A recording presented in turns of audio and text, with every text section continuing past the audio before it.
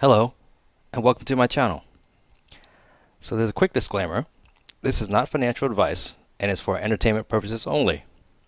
I have not been sponsored or endorsed in any way to make this video. I'm strictly speaking from my experiences and would like to share it with you guys. So I really appreciate it if you could support the channel by clicking the like button and subscribing. With that said, on with the show. So you guys may or may not heard of bank churning, and if you haven't, it's basically opening accounts for sign-on bonuses over and over again. In this video, I'll show you how I've made over $2,000 with churning and how you can do it too. There are other ways you can get bonuses, but in this video, I'm going to focus on bank checking accounts. I may make a video on other types of bonuses you can get from other types of accounts, but I don't know. Leave a comment below if you want me to make a video on that. So to churn or not to churn is a question you might ask yourself. And we'll take a look at both reasons why you would want to and why you wouldn't want to. So the reasons why you may not want to do it. So there's no immediate gratification. And what that really means is just that you're not going to receive the bonus right away. So you're in desperate money for immediate cash. This might not be for you. There are certain conditions that the bank requires you to make to get this bonus. Number two there, finances. Requires to deposit some initial money when you open an account. Most bank accounts require a deposit when opening an account. It can range between $25 to maybe a couple $100 depending on the type of account you're trying to open. But realistically, I'm averaging between $50 to $100 per account that I've opened. So if you're opening 5 accounts, you're probably going to need around $400 to open them all at once. But if you don't have the funds available right now, you can always open them one at a time or whenever you have the money available to open these accounts. So number 3 here, it may require you to physically go into the bank and open an account, or it might even require you to go into the bank just to get your bonus. Now, this can be a bit of a challenge just simply because, let's say, some of these local banks have very limited branch locations. So you might be able to create an account online, but then they may require you to go into the physical bank to claim your bonus. And that's all great and all, but let's say, for instance, the nearest location to you is 2 hours away, if not more. And depending on the bonus amount, it may not be worth it for you to have to spend money and time to go all the way over there and get it. The fourth consideration is it may be considered taxable income. Now, when tax season comes around, you might need to print out a 1099 form to claim the interest or income that it has. For instance, maybe you receive some kind of government assistance and you can only make a certain amount of money and you're at the limit of how much you can make for that year. This might not be a good idea if it's an extra $2,000 to lose that assistance. And some reasons why you would want to do some bank churning. In my opinion, there's really very little downside in doing this. So let me give you a scenario. Let's say, for instance, you know a business and they tell you, hey, if you give me $50 to open an account, and every month I want you to let me hold $500 for you, but you still have access to this $500. And let me hold it for you for 6 months, and at the end of 6 months, I'll give you $300. And you can have all your money back, or you can do whatever you want to do with it. And also, if something were to happen to me, I am FDIC insured, so they will get all the money that's due to you if I can't pay you back.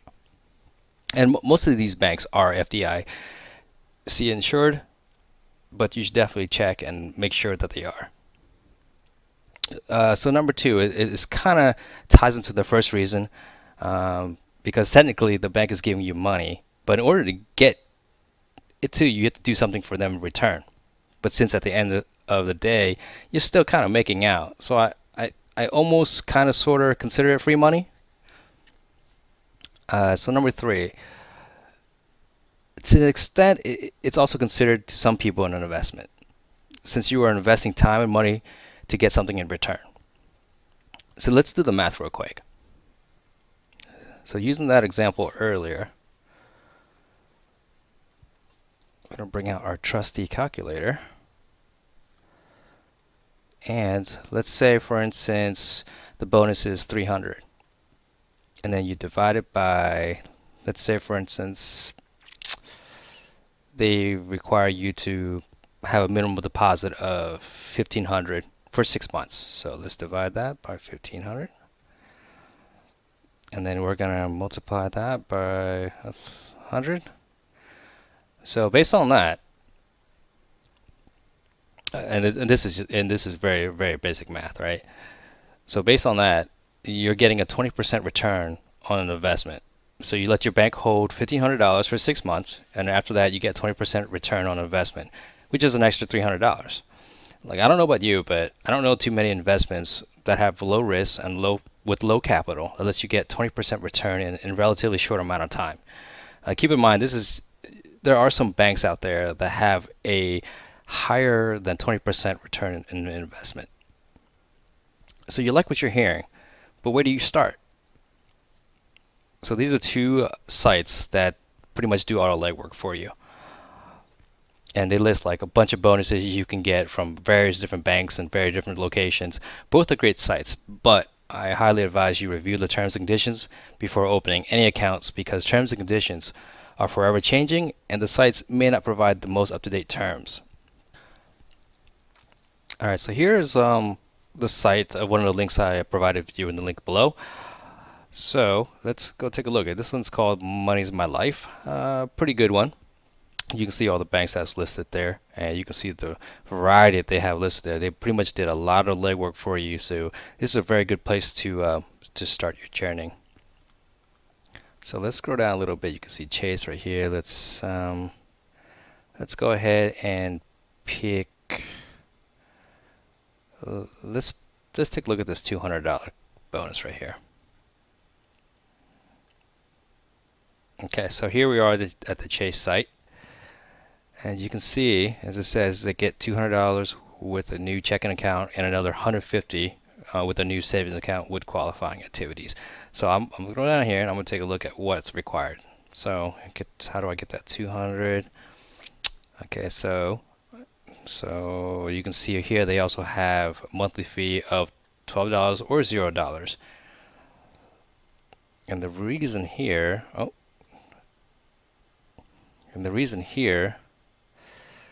if you direct deposit $500, then you can waive the $12 monthly fee. Very important.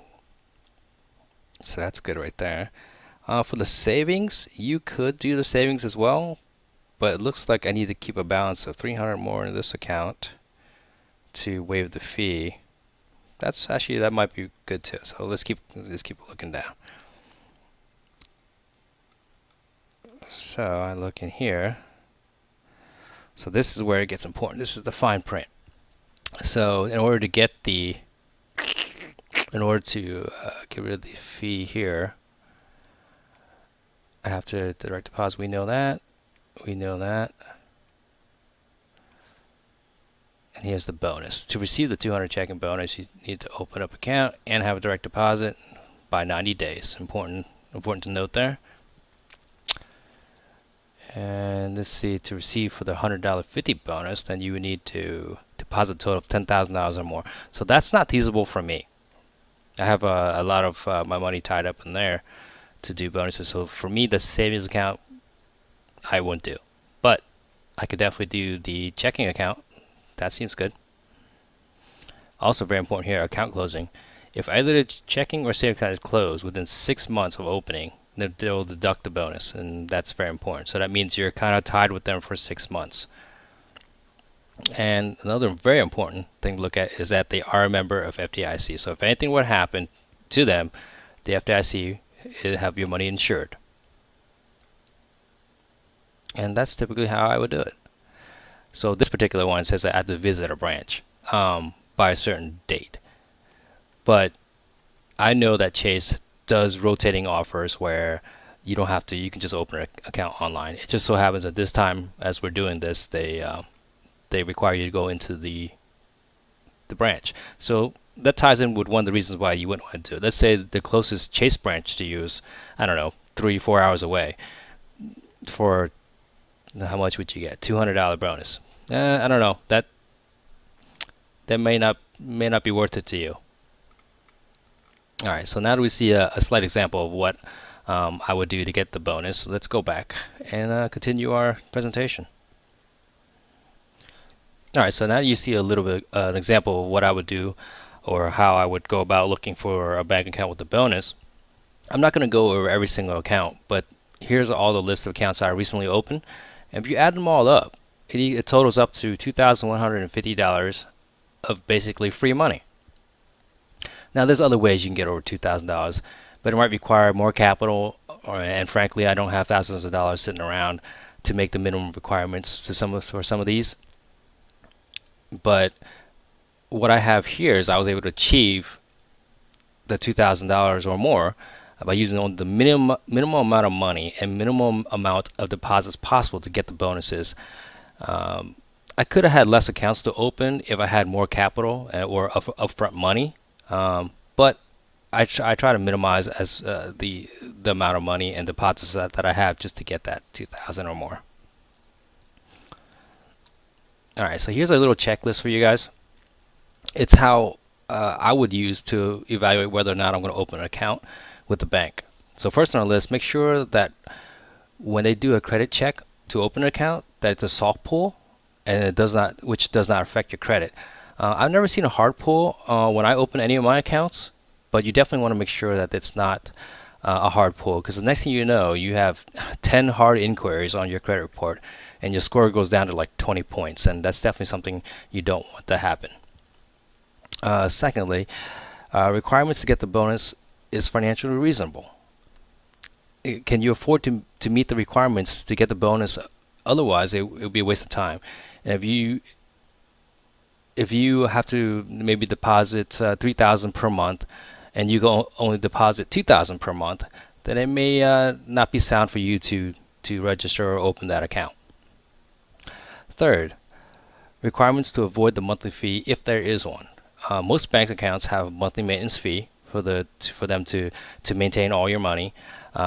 See if there's ways to avoid the monthly fee, because frankly, if you have to pay this fee, it's going to dig into your profits. Most times this fee can be waived by just having a direct deposit, which you may be doing anyway because it's a requirement to get the bonus. It's like killing two birds with one stone. Fourth on the checklist here is deadline. Do you have enough time to meet the requirements? Are you going to direct deposit, let's say middle of the month? Are you able to deposit this a certain amount to get that bonus? It's pretty much self-explanatory there. Fifth one, does any of the terms and conditions make you not eligible for the bonus? Have you had anyone in your household that has an account because the bank only allows one bonus per household? Or maybe you or somebody in your household has recently closed their accounts, and hasn't been 6 months since closing, and they require you to have at least 6 months or more before opening a new account to get the bonus. Most banks will let you open an account as often as many as you want, but getting the bonus could be a different story. So a word of advice.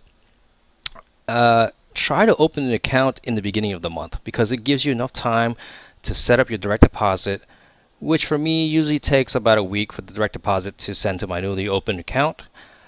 This also gives you enough time to get your finances together to transfer any funds that are needed to avoid that monthly fee and to qualify for the requirements for the bonus. Like if you were opening it in the middle of the month, you may not have enough time to get your direct deposit set up and to get all the funds ready, and because you don't have it ready, you might accrue the monthly maintenance fee. Now I know there's some banks that are really lenient and they waive the month or even 2 months, but it's best not to gamble on that and just create it in the beginning of the month so that you can assure that you're going to get all the requirements met before the maintenance fee hits. Also, I usually take a screenshot of the promotion and the terms and conditions. You never know when they might just decide not to give you the bonus, and you can at least provide them proof that that you did everything that they asked you to do, and you need them to uphold their end of the bargain. You can never be too safe when it comes to your time and money. So thanks for watching the introduction here to bank churning. I hope you find this video helpful. If so, I really would appreciate you supporting this channel by hitting that like button and subscribing down below. Also, I will be doing a video on an in-depth guide on how to maximize your earnings and how to manage the accounts. So don't forget to hit that notification bell so that you know when the video comes out. See you in the next video.